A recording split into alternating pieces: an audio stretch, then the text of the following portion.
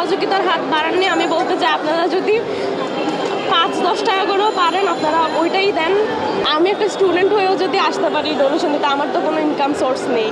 তো আমি আমার বাবা মা থেকে যা পাই ওগুলো থেকে আমার জমানো টাকা থাকে, ওগুলো থেকে আমি ডোনেশন দিতে পারতেছি। তাহলে যারা ইনকাম করছে, যাদের অনেক বেশি সামর্থ্য আছে, তারা যদি তাদের সাইড থেকে না দিচ্ছে, তাহলে আমি মনে করি এটা আসলে ওদেরই একটা সমস্যা। ওরা ফ্যামিলিগত শিক্ষাও পায় নাই, প্লাস এত মানুষ যে এত একটা হেল্পলেস পর্যায়ে পৌঁছায় গেছে, এটাও যদি ওদের মন কাতর না হয় তাহলে আর কি বলা। সকাল থেকেই দেখে আসছি যে এখানে সবাই ত্রাণ দিচ্ছে, ফান্ড তোলা হচ্ছে। তো আমরা সকাল থেকে আসিনি, কিন্তু অনেক মানুষকে দেখছি যে রাত 10টা পর্যন্ত এটা কাজকর্ম চলতেছে। তো আমরা ভাবলাম যে আমরা আসি, আর এখানে এসে অনেক ভালো লাগতেছে। কারণ একটা কথা আমরা জানি যে মানুষ মানুষের জন্য, এখানে আসলে আপনারা বুঝতে পারবেন এখানে সব ধরনের মানুষ যে যা পারছে সবাই সবার সাধ্য অনুযায়ী ডোনেশন দিচ্ছে। তো এসে খুবই ভালো লাগছে আসলে। ছাত্রদের এই উদ্যোগটা আপনার কাছে কেমন লাগছে?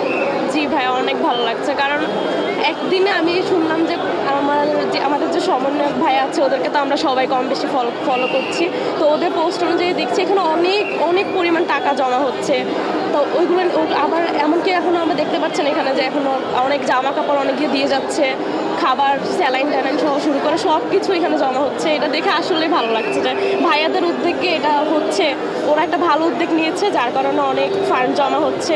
এটা আমাদের বন্যায় যারা এখনও আমরা দেখে যাচ্ছি যে অনেক মানুষের ঘর বাড়ি তো ভেঙে গেল, তো ওদের জন্য এটা অনেক বেশি হেল্প হবে। যাদের সামর্থ্য আছে তারা এগিয়ে আসতেছে না, অনেকের সামর্থ্য নেই, তারা তার জায়গা থেকে যতটুকু পারছে সহযোগিতা করতে। এটা আসলে আমি মনে করবো যে এটা একটা ফ্যামিলিগত শিক্ষা। কারণ আমি একটা স্টুডেন্ট হয়েও যদি আসতে পারি ডোনেশন দিতে, আমার তো কোনো ইনকাম সোর্স নেই।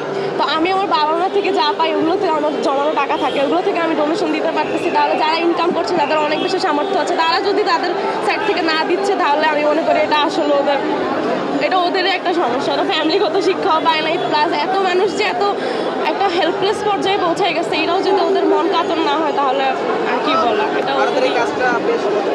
এটা অবশ্যই ঠিক হয় না। এটা তো কেমন হলো? এটা তো যখন এটাও বলা হচ্ছে যে ওরা নাকি নিজেরা বাঁধ খুলে দেয় নাই, তাহলে কি এত ওদের যে বাঁধগুলো আমরা দেখলাম অনেক উঁচু উঁচু বাঁধ, তাহলে এগুলো কি নিজে খুলে গেছে? এরা বলতেছে এরা ভেঙে গেছে। এটা তো একটা শুধু ক্লু দিল।